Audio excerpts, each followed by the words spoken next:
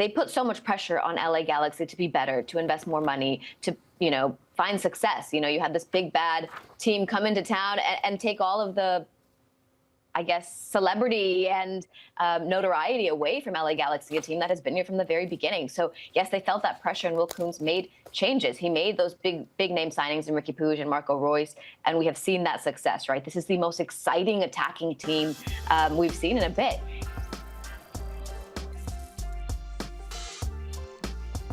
Talk to us about Media Day yesterday. What were some of your big takeaways in talking to some of the players and coaches?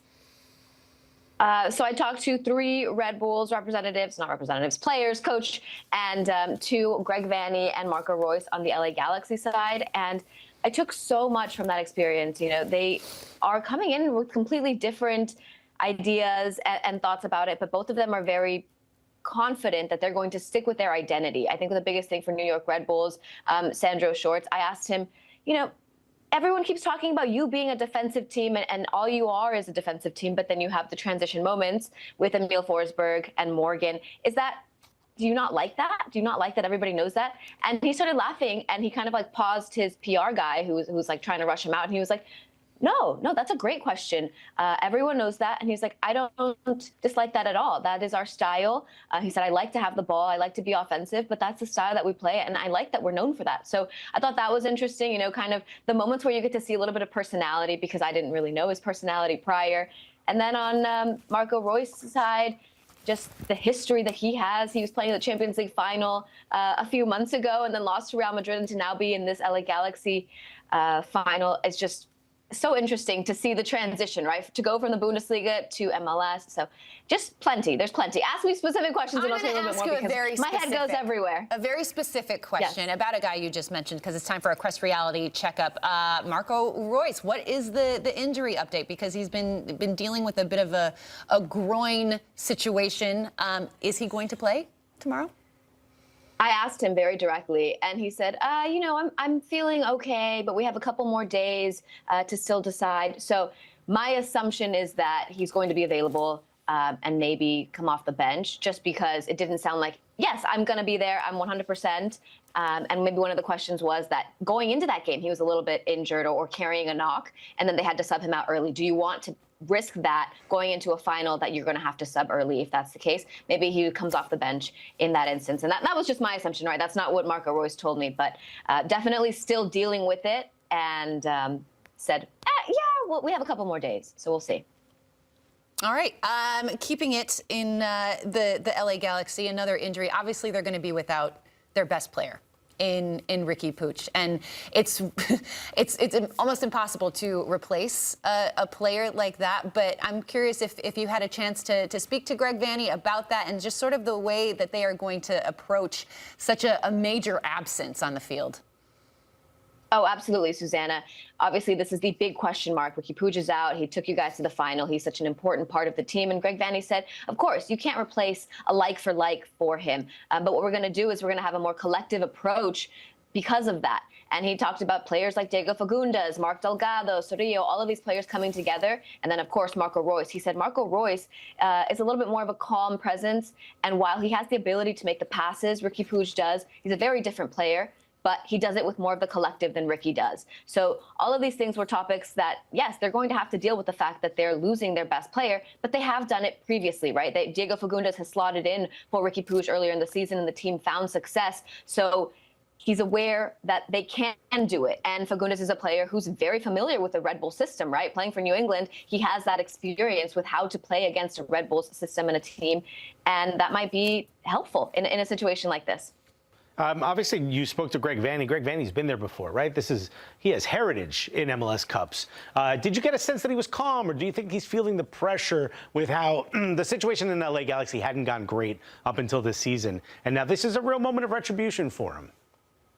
It is. It absolutely is. He does seem very calm, Alexis. I love that word, because he sat down comfortably. Everyone mentioned when they came into my room that I had the most comfortable chairs out of all of the different media rooms. So that was funny. But he sat down comfortably, and he was very collected, intelligent in all of his answers. That's not the right word, but very calculated in all of his answers. He's been here 7 times, right? The fact that he's been there 3 times as a player, this is going to be the 7th time, 4 times as a coach. he's been here before. How does that experience help them win this one? Obviously, winning with Toronto, getting the treble, that we can ignore that experience only because the LA Galaxy means so much to him, the fact that he was there as a player and now he has returned. He talked about his experience as a player and the 3 different teams that he played on and the fact that they weren't able to win it and what that taught him. You know, the fact that he had all these great players and they weren't able to get to to win the thing kind of allows him to bring that experience as a coach to transmit what needs to be done in these days, right? The fact that they're at home, I think, is so helpful, Alexis. They have made this place a fortress, and they don't have to really change their scheduling and the way that they do things typically. That's something that Schwartz talked about. He said, you know, it's a little bit different now. We don't get to have our meals with our families. We don't get to do the things that we do. And now we have all of this media. These are all extras that we're not used to. But if you're on LA Galaxy side and you're playing at home, it's a little bit less of a stress to do all of this media, to do all of this stuff in front of the camera prior to the most important final. Jenny, I know you said you spoke with Coach Sandra Schwartz for the Red Bulls, and it seemed like it was business as usual.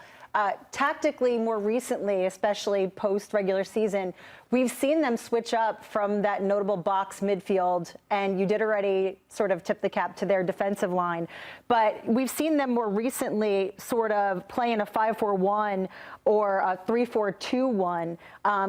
Do you think that this sort of indicates that maybe he's second-guessing themselves going into this game against the LA Galaxy? Do you think we'll still see them with that 3-4-2-1 lineup tactically? Any indicators there? Oh, absolutely indicators, right? They went from a 4-4-2 to a 3-5-2, and we talked about those formation changes, and both players had Tolkien and Forsberg speak to me about it, and they said that the last game in the regular season that was against Columbus was the biggest moment of reckoning for them, right? They went into a high press system in the second half, and that's when they changed their formation. They recognized that they felt more comfortable in that system. They were more aggressive, and they were able to win the ball back. They forced turnovers, and they all liked how they came out of that game. They didn't win the game, but they came out of that game feeling, okay, this felt better. This is what we need to do. And so that then transitioned into the playoffs, and we've seen them be incredibly strong throughout this playoffs. I mean, they've been knocking teams out that we didn't expect, Columbus being one of them, right? And they talked about that change in formation and how it makes them all more confident, all more comfortable. When we talk about John Tolkien, this is a player who has grown up within the Red Bull system, and he said, yeah, you know, every coach comes in, Schwartz has come in and changes the little aspects within what Red Bull wants you to do, but that's not as comfortable for him, right? He said, yeah, we played in these different systems, but I didn't really become confident and really clearly know what exactly I was supposed to do and what my team had to do until we changed the formation. And then everyone else felt at ease. He said, this is what we're familiar with in the Red Bull system, playing in that 3-back situation. And so John Tolkien said, since then, since the change, meaning the start of playoffs, when everyone's saying, how is this Red Bull team going from a 7th seed and not winning any games to being so successful? He's saying it's due to this formation change and the fact that people are more familiar with it, more comfortable in it, and everything is more confident and clear because of that. So yes, I would assume that they're going to continue with that formation because it has found them so much success, and the other one didn't during the regular season, and that's such a huge talking point. Jenny, we've talked a lot about the coaches and obviously the star players, but a huge undertone of this season and this MLS Cup is roster reconstruction. And that has to be said for the GMs on both sides. When you're talking about the New York Red Bull, you're bringing in Julian de Guzman, who's a former MLS player that has revamped this team. And then on the other side, you're looking at Will Kuntz, who has probably done the best roster reconstruction of any MLS team this season. How do you think the roster reconstruction of both sides have not only allowed them to reinvent themselves, but obviously to get them into this final? How do you think that plays out on Saturday? Oof. I wish you didn't ask that last sentence because I was willing to talk about the reconstruction and the fact that LA Galaxy had all that, but how does it play out is a little harder. For LA Galaxy, yes, Will Coombs, mentioning him, I think that taking him from LAFC, and they put so much pressure on LA Galaxy to be better, to invest more money, to, you know, find success. You know, you had this big, bad team come into town and take all of the, I guess, celebrity and notoriety away from LA Galaxy, a team that has been here from the very beginning. So, yes, they felt that pressure, and Will Coombs made changes. He made those big name signings in Riqui Puig and Marco Reus, and we have seen that success, right? This is the most exciting attacking team we've seen in a bit. And in terms of Red Bulls, to bring in Emil Forsberg, he's such a difference maker. When he's not playing, you can absolutely tell. You watch 30 seconds of the game with Emil Forsberg on the ball, and it's a completely different game. The team does not have, I guess everything kind of flows through him. You talk about the games when they were losing, that stunt when they had a slump is what they called it. He was out with an injury, right? And that changes how the dynamic of the game, and they couldn't really figure it out. And I asked Sandro Schwartz about that moment, and he said that, you know, when you don't have a player like him to play through, it's very hard. And the fact that he's also German and he is someone in the locker room that transmits that confidence and the team's message or the coach's message to the players. He said, Sandro said very, very cheekily, well, I'm the coach and I'm not always with them. So as soon as they leave me, they have a different conversation, right? I can tell them what I want to tell them, but then they leave me. He said, and that's when it's great to have Emil Forsberg in the locker room, someone with experience, someone who has that kind of pedigree with him, to make sure that everyone is on the same page and making sure that those dialogues continue. And I kind of lost your question here. I apologize. But yes, the reconstruction has been massive on both ends, and that's why they're both in this final. And how does it play out? Honestly, I feel like LA Galaxy is so strong. The depth on this team is wild. The fact that even though you miss Riqui Puig, you have a Fagundes, a Mark Delgado, a Cerrillo, all of these players in the midfield still. And then Marco Reus, even if he's not available and fully healthy, you have all the other players that play more of a collective game. And then the forwards, you talk about Peck, Joveljic, Paintsil. It's just kind of hard to beat a team like that. Yes, you talk about New York Red Bulls and the fact that they're going to be so defensive and they're not going to have a lot of moments to be weak. But when you have an attack like that and a defense like that, there's going to be a moment when you overpress. There's going to be a moment when you press late, one of the players, and then you find a hole for the LA Galaxy to pass through. So it's going to be an incredibly interesting match.